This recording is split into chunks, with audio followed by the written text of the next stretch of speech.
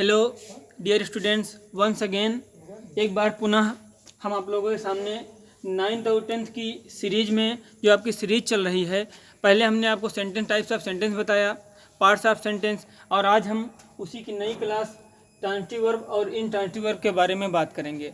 वैसे तो बहुत सारी वर्ब आपके सिलेबस में आती हैं, जैसे helping verb, stative verb, main verb, model auxiliary verb, primary verb, लेकिन हमको मुख्य रूप से आपका जो सिलेबस है उसमें पढ़ना क्या है, ट्रांजिटिव और इनट्रांजिटिव वर्ब। आइए देखते हैं हम ट्रांजिटिव वर्ब क्या होती है और इनट्रांजिटिव वर्ब क्या होती है। पहले इसकी डिफिनेशन जान लेते हैं हम। अगर किसी को वर्ब ना पता हो तो वह पहले वर्ब समझ लेते हैं। वर्ब अर्थात क्रिया, और क्रिया को आप काम भी कह सकते हैं, या जो भी काम सजीव व्यक्तियों द्वारा जो भी कोई नेक्स्ट मोमेंट, हर एक पल, हर एक क्षण जो भी क्रिया, जो भी काम किया जाता है वही क्या होती है, हमारी वर्ब होती है। क्या होती है? वर्ब। जैसे अभी आप देख रहे हैं तो सी मीन्स देखना, आपने देखने का काम किया तो अर्थात देखना क्या हुआ, वर्ब। फिर आप लिखेंगे, राइट मीन्स लिखना, तो लिखना भी हमारा क्या हुआ, वर्ब हुआ। इसी प्रकार जीवित व्यक्ति, लिविंग थिंग्स या लिविंग पर्सन जो भी चीज़ें करते हैं वो क्या आती, क्रिया के कैटेगरी में आती हैं। और हमारे सिलेबस में दो चीज़ें बताई गई हैं, ट्रांजिटिव वर्ब और इनट्रांजिटिव वर्ब। आइए हम देखते हैं ट्रांजिटिव वर्ब क्या होती है और इनट्रांजिटिव वर्ब क्या होती है। पहले ट्रांजिटिव वर्ब देखते हैं, उसकी डिफिनेशन देखते हैं। ट्रांजिटिव वर्ब अर्थात सकर्मक क्रिया। सकर्मक क्रिया अर्थात जिसका प्रयोग कर्म के साथ होता है। सकर्मक क्रिया अर्थात जिसका प्रयोग कर्म के साथ होता है।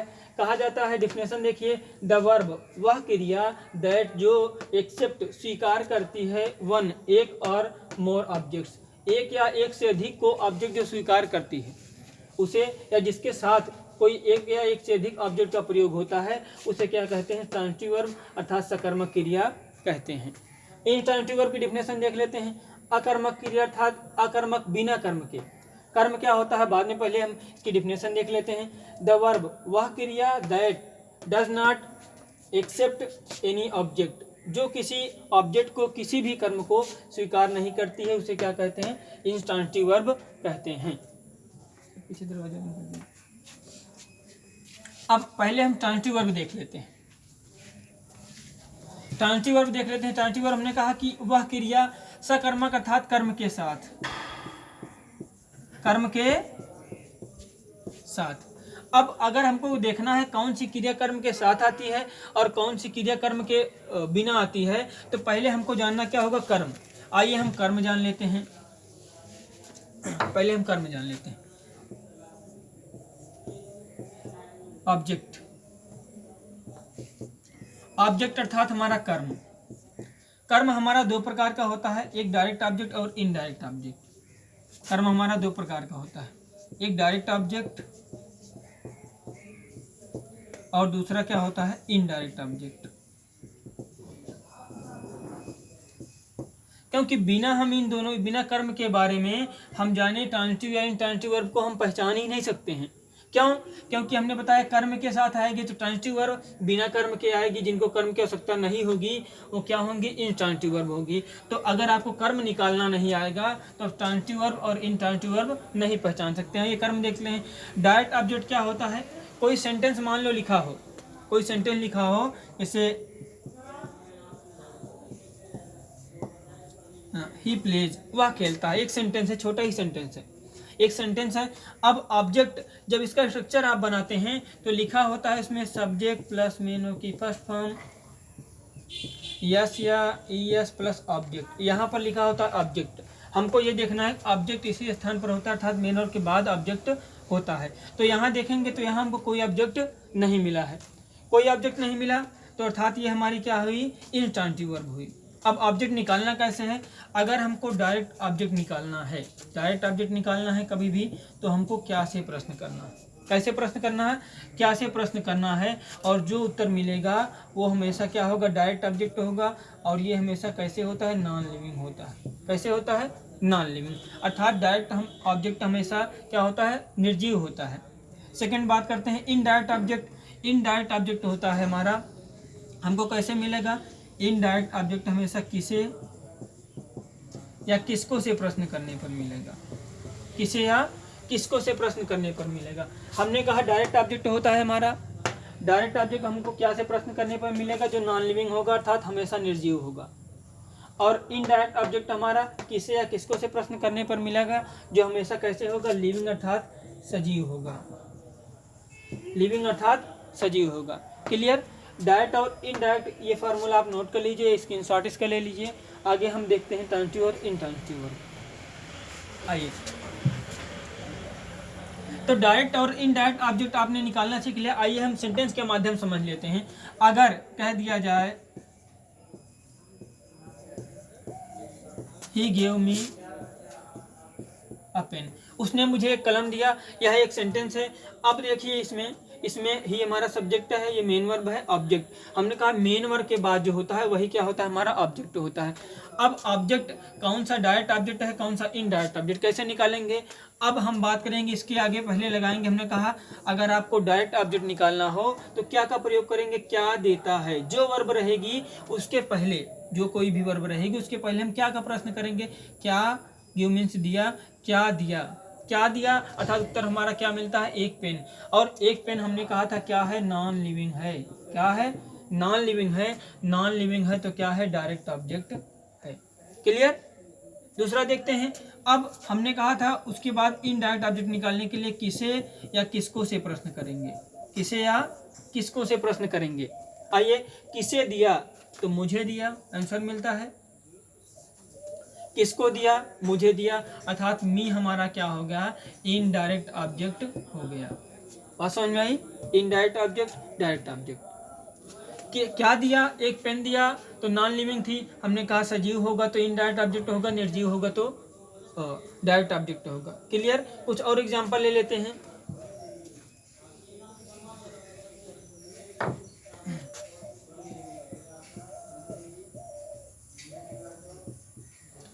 आई बॉट अ कार, मैंने एक कार खरीदा। अब फिर से प्रश्न करेंगे, जो क्रिया रहेगी उसी के हमेशा पहले क्या या किसे किसको से प्रश्न करेंगे। क्या खरीदा, मैंने क्या खरीदा, क्या खरीदा, आंसर मिलता है एक कार। एक कार हमारा क्या हो गई, ऑब्जेक्ट हो गई। क्लियर। ऑब्जेक्ट निकालना मुझे आशा है कि आपको ऑब्जेक्ट निकालना आ गया होगा। आइए हम ट्रांजिटिव और इनट्रांजिटिव पर बात करते हैं। आपने डेफिनेशन नोट कर लीजिए। अब हम इसके जो है वर्ब की बात करते हैं। आइए देखते हैं।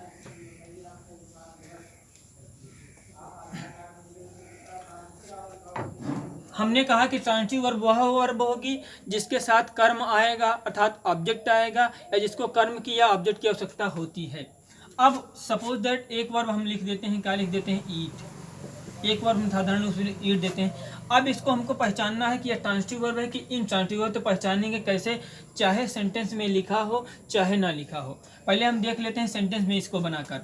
अगर कह देंगे ही ईट्स, वह खाता है,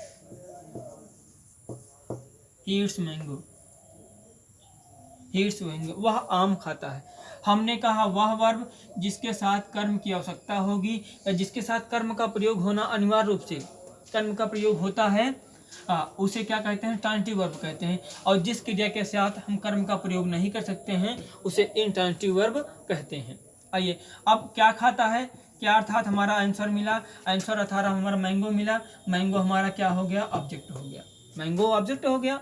अब ऑब्जेक्ट हो गया तो ये क्रिया थी, क्रिया के साथ किसका प्रयोग हुआ, ऑब्जेक्ट का प्रयोग हुआ, तो ईट हमारी क्या हो गई, ट्रांजिटिव वर्ब हो गई। अब एक और वर्ब लेते हैं। अगर हम कह दिए कि he runs on the road,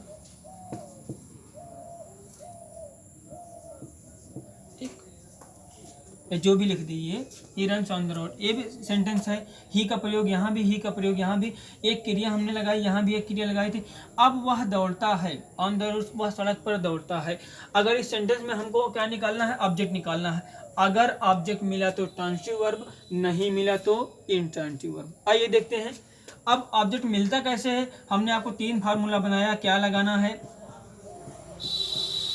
किसे लगाना है, और किसको लगाना है। इन तीनों में से किसी का भी आंसर मिलता है, किसी का भी आंसर मिलता है तो क्या कहलाएगी, ट्रांजिटिव वर्ब कहलाएगी। अगर किसी का आंसर नहीं मिलता है तो इनट्रांजिटिव वर्ब कहलाएगी। अब हम क्रिया के आगे इन तीनों से प्रश्न करेंगे। पहला प्रश्न करेंगे वह दौड़ता है, तो क्या दौड़ता है, उत्तर मिलेगा नहीं मिला, क्या का उत्तर नहीं मिला।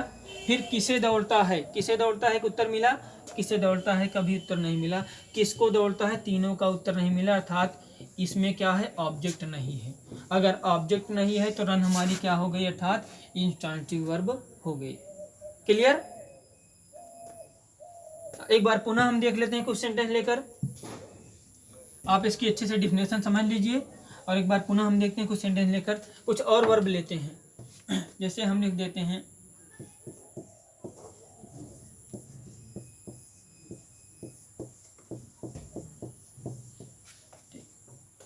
यू राइट अ लेटर, आप एक पत्र लिखते हैं, एक सेंटेंस है, एक सेंटेंस और लिखते हैं।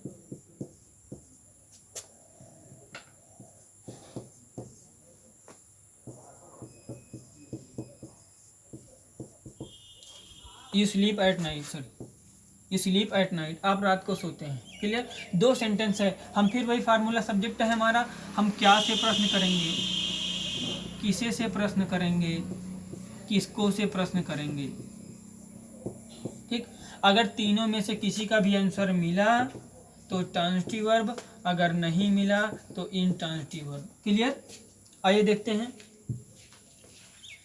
यू राइट अ लेटर, आप लिखते हैं, क्या लिखते हैं, एक पत्र। हमको क्या का आंसर मिल गया, अर्थात हमारी क्या है, ट्रांजिटिव वर्ब हो गई। क्लियर। अब इसमें देखिए, आप सोते हैं एट नाइट, रात को सोते हैं। पहला प्रश्न करेंगे आप क्या सोते हैं, आंसर मिलेगा नहीं मिला। किसे सोते हैं, आंसर मिला नहीं मिला। किसको सोते हैं, आंसर मिला नहीं मिला, अर्थात कोई भी ऑब्जेक्ट नहीं है। अगर कोई भी ऑब्जेक्ट नहीं है तो स्लीप हमारी क्या होगी, इनट्रांजिटिव वर्ब होगी। कुछ एग्जाम्पल लेते हैं और इसमें हम देखते हैं ट्रांजिटिव वर्ब और इनट्रांजिटिव वर्ब क्या होते हैं। आइए ऐसे लिख देते हैं,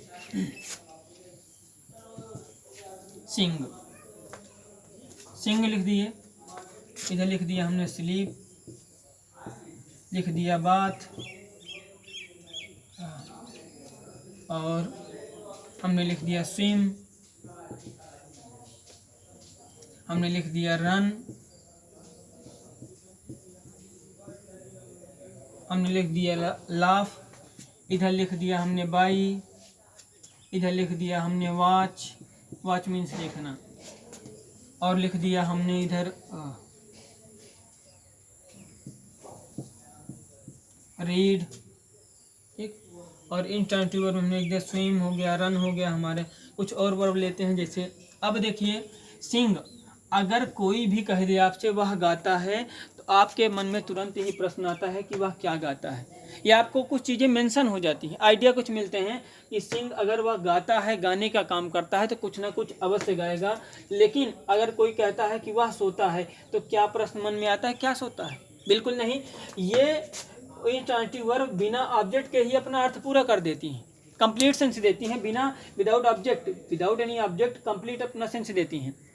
और सिंग क्या हुआ, सिंग बिना ऑब्जेक्ट के पूरा सेंस नहीं देता है। जब भी आप लिखेंगे ही सिंग्स, वह गाता है, तो कोई भी रहता है तो उसके मन में जरूर ही कुछ आइडिया और प्रश्न आ जाते हैं कि क्या गाता है। और गाने वाली कुछ ही चीज़ें होती हैं, गीत जैसे। अब बाई, बाई मीन्स खरीदना, बाई अगर वह खरीदता है तो तुरंत ही उसको चीज़ें मेंशन होती हैं, आइडिया कुछ मिलते हैं, सेंस मिलता है कि कुछ तो अवश्य खरीदता है। लेकिन इन सब क्रियाओं के साथ ऐसा नहीं होता है, इन सब क्रियाओं के साथ ऐसा नहीं होता है। बिना ऑब्जेक्ट की ही, बिना ऑब्जेक्ट के ही ये जो है आपको पूरा सेंस देती हैं। क्लियर, समझ में आया? तो इसको अच्छे से नोट कर लीजिए। आपको ना समझ में आया तो कमेंट करिए और वीडियो को एक या दो बार अच्छी तरह देखिए। ये स्पेशली 9th और 10th के लिए है, लेकिन अन्य क्लास वाले भी इसको पढ़ सकते हैं। ओके, तो आज हमने देखा कि ट्रांजिटिव और इनट्रांजिटिव वर्ब हमारी क्या होती हैं। इसी प्रकार हम नेक्स्ट वीडियो में नए टॉपिक के साथ मिलेंगे। आज के लिए इतना ही। और कोई भी चीज़ अगर आपको पिछले वीडियो में या जो वीडियो आपको मिल रहे हैं उनमें कोई भी चीज़ न समझ में आए तो तुरंत कमेंट करिए। और इसमें स्पेशली किसी को वर्ब ना पता हो और भी कोई चीज़ जो चीज़ हमने पढ़ाई है कि जिसमें जो चीज़ ना पता हो उसके लिए आप कमेंट करिए। ओके, आज के लिए इतना ही, धन्यवाद।